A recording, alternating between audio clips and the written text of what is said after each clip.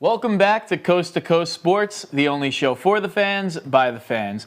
I'm Michael Fiumefreddo, and we're going to ring the bell twice today because USC is now 2-0. They defeated the Arizona Wildcats over the weekend by a score of 34-30. These games keep getting uglier, folks, but we keep on winning, so I can't really complain. I haven't been back this is my first time going in over a week now because on Monday last week we had Dominique Easley come on, and then we replaced casual Saturdays with a little bit of a casual Wednesday, talking about the 84th Masters in the PGA Tour, where we had some pretty good predictions. Danny, my good buddy, redeemed himself after picking Justin Thomas to win the U.S. Open, and we watched him just crash and burn. He said Rory or Dustin Johnson would win, and we'll give him some credit because Dustin Johnson did win the Masters. He shot 20 under par, which is the lowest in any 72-hole tournament in the Masters history at Augusta National. That's also just one of 9 records he broke in his 4 rounds, and great showing at Augusta overall. But he dominated the field. I couldn't even watch Sunday because he was just winning by so much. He ended up winning by a total of 5 strokes, where Cameron Smith and Sung Jae Im tied for second with 15 under par. And the guy I picked to win, Justin Thomas, didn't do half bad. He finished at 12 under in 4th place. So props to him, but congratulations to Dustin Johnson. Meanwhile, what I was doing on Sunday, though, I was paying attention to the NFL. Big Week 10 matchups, and there were a lot of upsets starting on Thursday night, where the Indianapolis Colts took the division lead in the AFC South.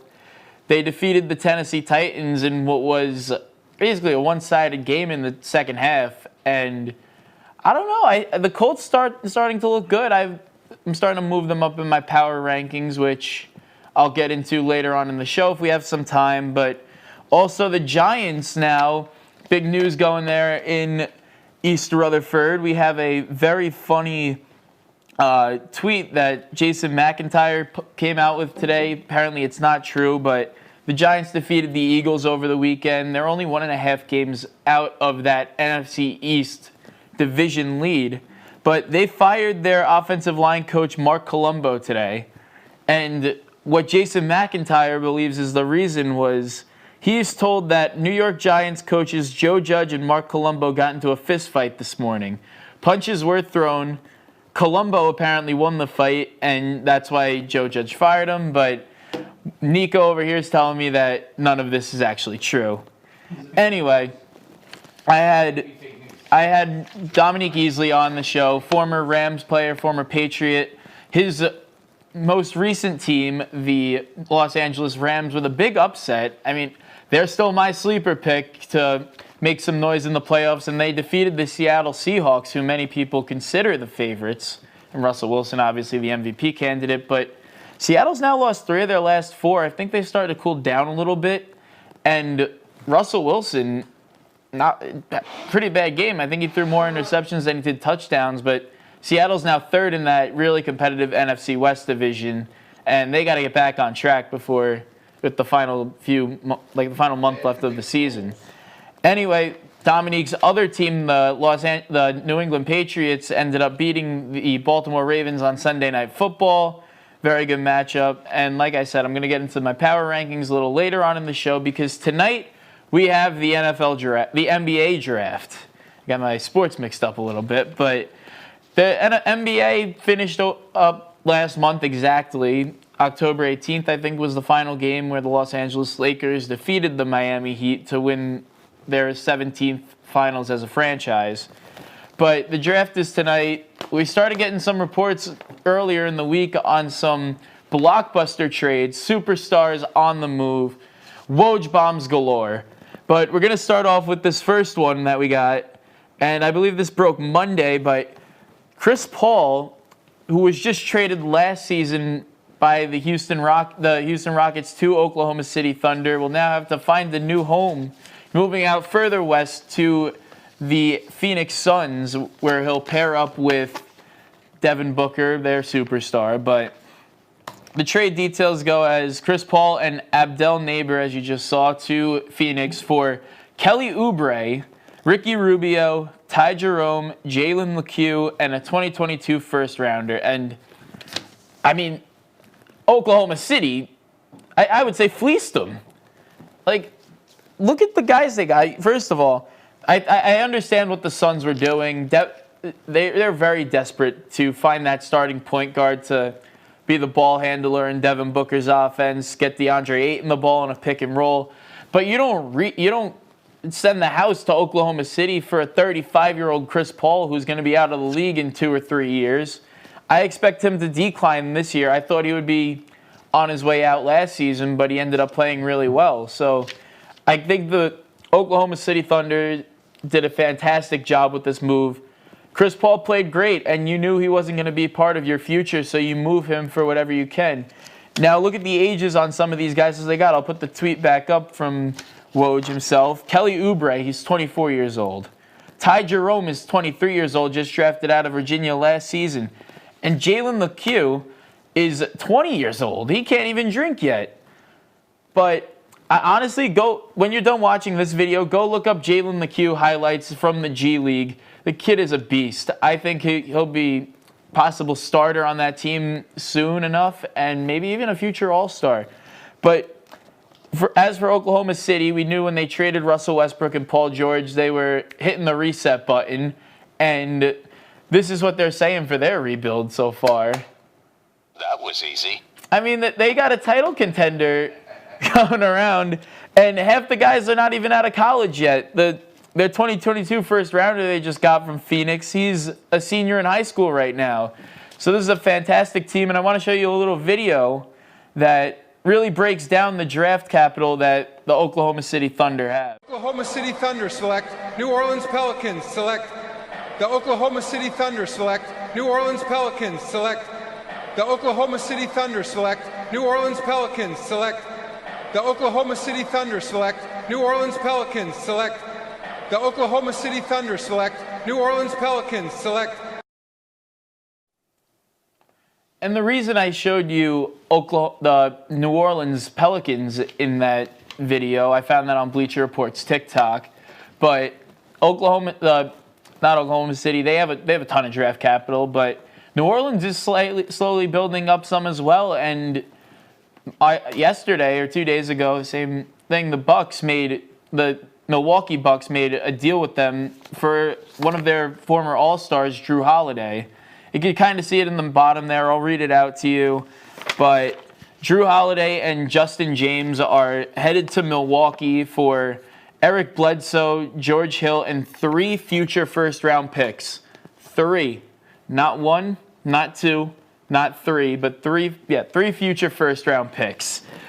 This is, once again, this is an A+ for the New Orleans Pelicans, who in the past 2 off seasons have now flipped Anthony Davis and Drew Holiday for Lonzo Ball, Brandon Ingram, who made his first All-Star game last season, Josh Hart, Eric Bledsoe, and George Hill, who they're good role pieces, but they could definitely give some veteran presence in that locker room.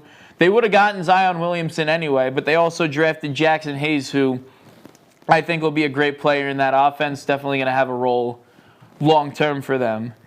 As for Milwaukee, though, this is just one of the 2 trades they made yesterday, but I think bringing in Drew Holiday, it's kind of an incomplete grade right now because it all depends on what Giannis Antetokounmpo is going to do next offseason when he's a free agent. I guess they're trying to enter a win-now mode, just to convince Giannis, hey, we can win championships, we're going to compete this year, but we need you to stay. We need you to sign your contract with us, and we're going to be a contender for years to come. We just dumped our older veteran point guard, Eric Bledsoe, brought in a younger Drew Holiday who's made an All-Star game now in his young career. But I think it's incomplete until you find out if Giannis is willing to stay. Because if not, I think the Bucks team without Giannis is just what we saw in New Orleans when Drew Holiday was running the show with Anthony Davis sidelined with injury. So I'm going to give it an incomplete for them. But the other trade they made was honestly not that bad. They gave up Dante DiVincenzo, Ersan Ilyasova, and DJ Wilson, who's out of Michigan. Well, those guys, DiVincenzo out of Villanova was last year's draft class, I believe, but Ersan's a little bit older. But they traded for Bogdan Bogdanovic, who is an up-and-coming star. Very good trade for them. I think he's definitely gonna be in consideration for that starting shooting guard spot. Maybe they put Middleton at the 3, Giannis at the 4, but I think he's an up-and-coming star that's gonna really make an impact on this team, and I'm excited to see what he's gonna do. And now, third trade, or not really trade, but rumor of the week was this one about James Harden, Houston Rocket, who played with Chris Paul 2 years back. He's a little bit angry with what's been going on in the Houston Rockets organization. They don't have Mike D'Antoni anymore. He's now the assistant coach to Steve Nash's Brooklyn Nets. But Harden turned down the first $50 million a year deal in NBA history with the message, "Get me to Brooklyn." Now, I don't know what James Harden thinks. I don't know if he knows what cap space is because he's getting offered $50 million contracts. He wants to go play for Brooklyn Nets, who just signed 2 max players. So, I don't see the logic in this one. And not only from a money standpoint, because honestly, I really haven't looked into that. I just can't get over the fact that James Harden is willing to go to a team that has Kyrie Irving, a ball-dominant point guard, and Kevin Durant, a ball-dominant small forward. This isn't going to work when they were both very young players in their career, and Kevin Durant was a star. James Harden was kind of just playing that 6-man role. They're both going to try and be competing for that MVP. And who's going to take the last shot? Who's going to be the team leader, which I don't think any of them really can. And I just can't see these 3 big egos mixing. And I think on Brooklyn's side, I feel like they've kind of learned their lesson after trading for Paul Pierce and Kevin Garnett a few years back and giving the Celtics their entire future. They're still just recovering from that. It was 6 years ago. Anyway, I don't see this trade really working out. But anyway, there's still a lot of time before next season begins. I think they announced it will be coming around December 23rd, just about Christmas time. Those Christmas Day games are going to be fun if it's the first. We get to see some of these rookies, and anyway, the draft is tonight. So I decided to put together a little mock draft, and normally for the NFL, I would normally do all 32 first-round picks, but this year, I think it's very important to understand for the NBA that out of the 30 picks, I really only think the top 5, maybe 6 or 7 are going to be really important. So I only did the lottery, but I'll show my mock draft that I made here. We got Coast to Coast's first official NBA mock draft. We only did the lottery here, the first 7, and then we got the back 7 of that lottery. So the 14 first-round picks. And let's start at the top. I'll put it back up again. We got Anthony Edwards going 1, small forward out of Georgia. And I think for them, this has to be a no-brainer. I mean, there's a lot of talk about LaMelo Ball maybe going number 1 overall. A lot of people may look to trade. Originally, I thought this pick would belong to the Phoenix Suns. I thought Minnesota would trade this pick, maybe throw in D'Angelo Russell and try to pair up Karl Anthony Towns and Devin Booker, who played together at Kentucky. But now I think you got to look at Anthony Edwards really filling that role. Now, you might say, why not LaMelo? I don't think LaMelo is a great fit in Minnesota, and I feel like they know that. I mean, you already have D'Angelo Russell, who was an all-star 2 years back. Very high point guard who wants to score the basketball. Not the best defender, and just more of a facilitator who wants to score the ball, have the ball in his hands. And LaMelo is the same exact player as that. So I don't know why. Maybe you want to trade D'Angelo Russell and have LaMelo as your future guy. I don't know. I really just don't think it makes total sense for them. I think they do have a very strong team that they really kind of lucked out in the lottery. They weren't even I think they kind of got or gifted this pick. They didn't have any top odds or anything. But then again, Anthony Edwards is probably the most talented guy in the draft class, even though there's no clear-cut number one. I think the Minnesota Timberwolves never really contacted James Wiseman. Keep that in mind. So he wouldn't be really the number one overall pick for them. But I think it's really just Anthony Edwards is the best player available. He's a day one starter, potential all-star, very high upside of a guy who can play like Victor Oladipo. I've been seeing him being compared to. But he's going to be, like I said, day one starter, possible all-star. I think he's going to mesh perfectly in as the wing with D'Angelo Russell and Karl Anthony Towns. And I think the future's looking bright there in Minnesota if they make the right selection here. Let's take a look at the mock draft once again. James Wiseman to Golden State. I think that makes a lot of sense, even though Golden State might trade that pick, try and bring in a few more assets, and maybe get another superstar to pair with Curry and Clay. But then I think Charlotte's going to pull the trigger and get LaMelo Ball. And even though I said he wouldn't fit well in Minnesota, it's not because he's not a good player. He's fantastic. He's phenomenal. And he's my age. He's 19, so he's going to be in the NBA for a really long time. But I think Michael Jordan knows this, that his team is not that popular. I think it's got one of the smallest fan bases in the NBA. He needs to sell tickets because the team is not good. They're not bringing many people to the games to see Terry Rozier putting up 40 points a game. They're really coming to see the other team sometimes. But I think Michael Jordan knows he's got to sell tickets. He's got to get this team's popularity up. And bringing in LaMelo Ball, who's really the biggest popular guy in this draft class, I think that's going to sell tickets. It's what Zion did with New Orleans last season. People were buying his jersey the second he was picked at 1. So I think that would be a home run hit for the Charlotte Hornets, who I don't really think they think Terry Rozier is their future at the point guard position. LaMelo's a great player. He's a very popular player, and he's going to get the job done. I think he could play. Then we got Deni Avdija out of Israel at number 4. I think people are saying he's really good. And then you got Onyeka Okongwu, Big O, my USC guy, at number 5. And let me tell you, this isn't bias or anything.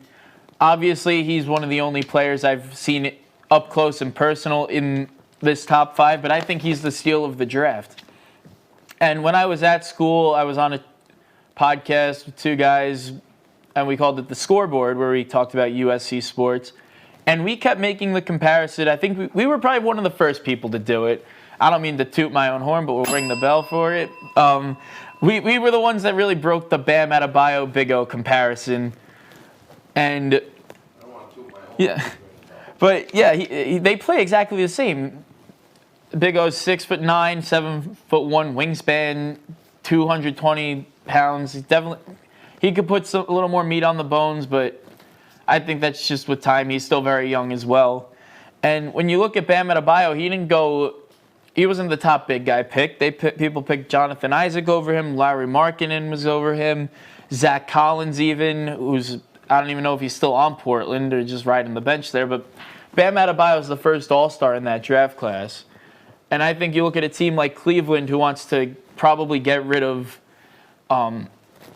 they want to get rid of Andre Drummond, maybe do what happened with the Kyle Korver a few years back when they traded him for a copy machine. I think that would be something they look to do, but I think they want to move off of him. Tristan Thompson will maybe stick at that center position and put Big O in at the 4.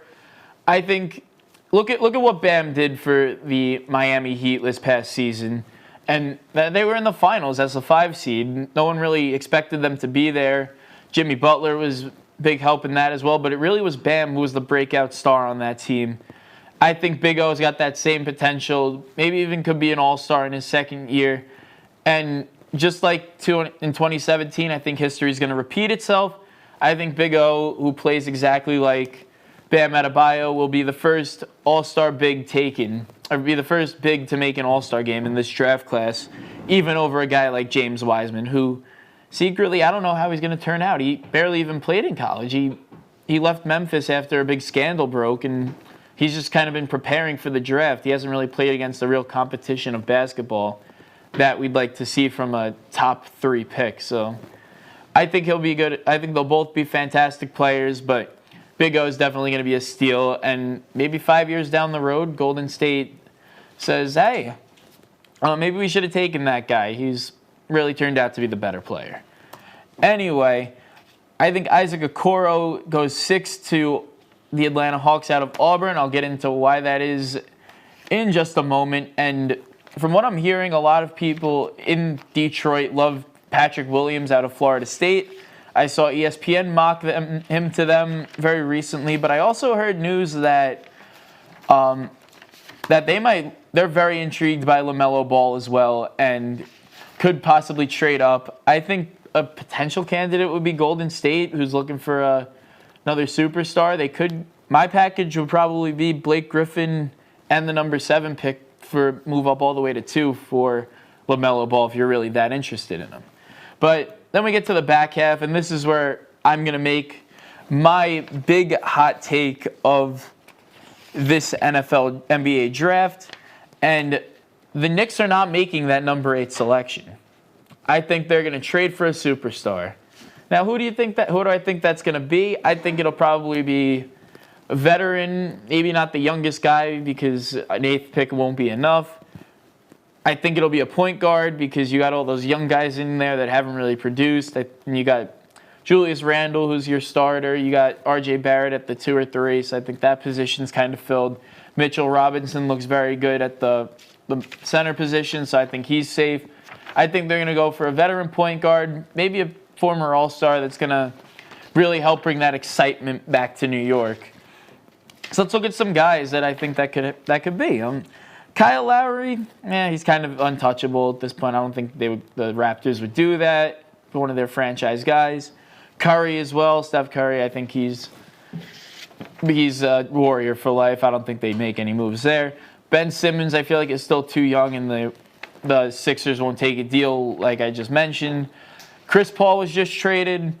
I don't think the Knicks would go and get Derrick Rose again. I don't think he panned out the first time. Even though they do have Tom Thibodeau now, who could maybe second that and bring in one of his best players ever back to his roster. And then John Wall, I think the Wizards pick next, so I don't think they would want to move up one spot just to trade John Wall.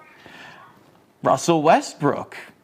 Now, this is where I think the move gets made. I think Houston trades Russell Westbrook to the Knicks for the 8th pick and maybe like Taj Gibson or Bobby Portis just because they need a big as well.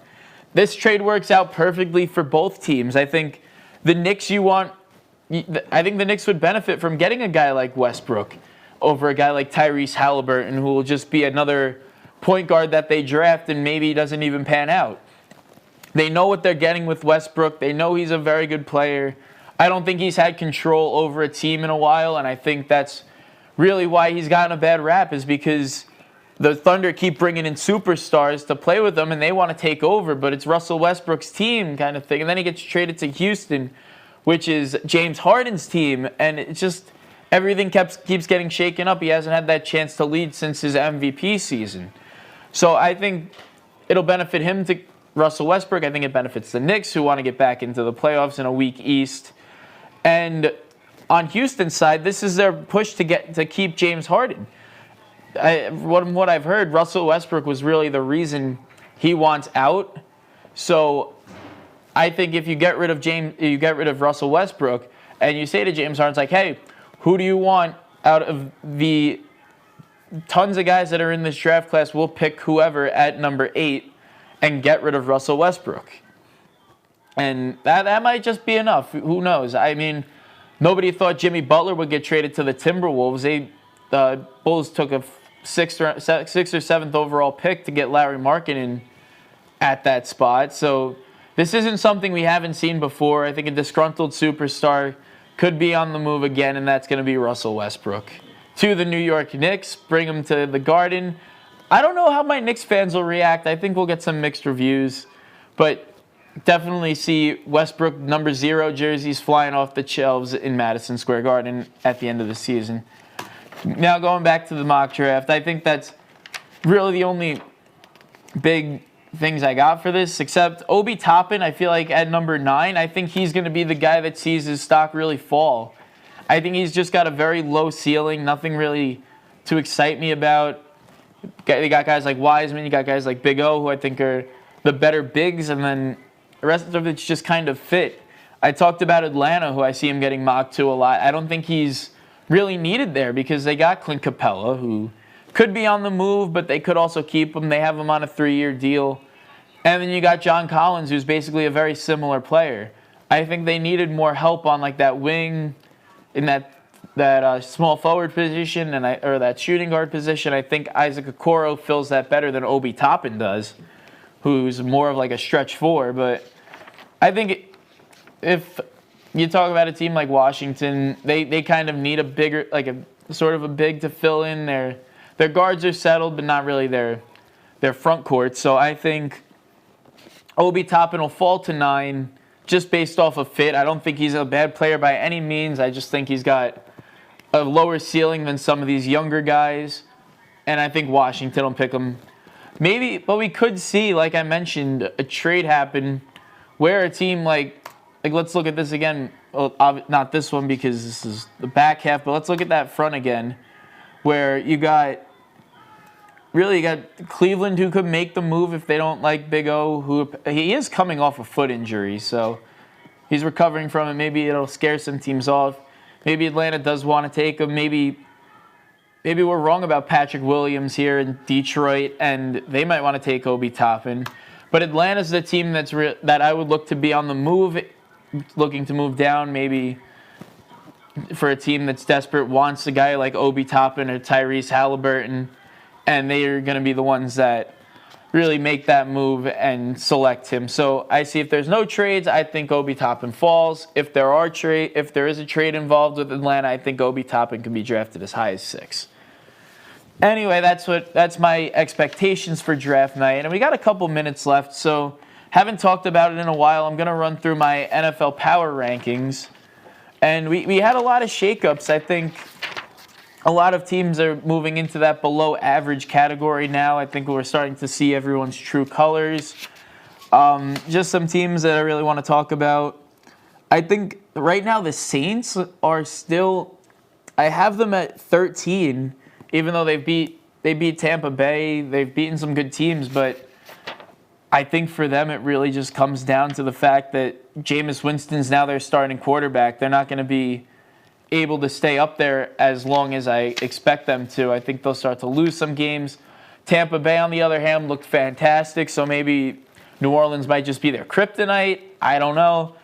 But I think the Colts I moved up into that contender category. I still think Tennessee's going to figure it out. They had a lot of problems with special teams last week, which was really a difference maker. If maybe a kicker, a punter comes back, really wows them. Plus, if it was on a Thursday night, you can never really put teams on a short week like that and expect something to really happen. But Seattle's starting to decline as well.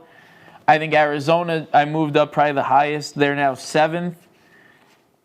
Keep an eye on Miami. I think a lot of other teams as well in that bottom mix could start to move up. Maybe the Giants, who have been on a hot streak, I expect them to maybe move up into that competitive tier by the end of the season.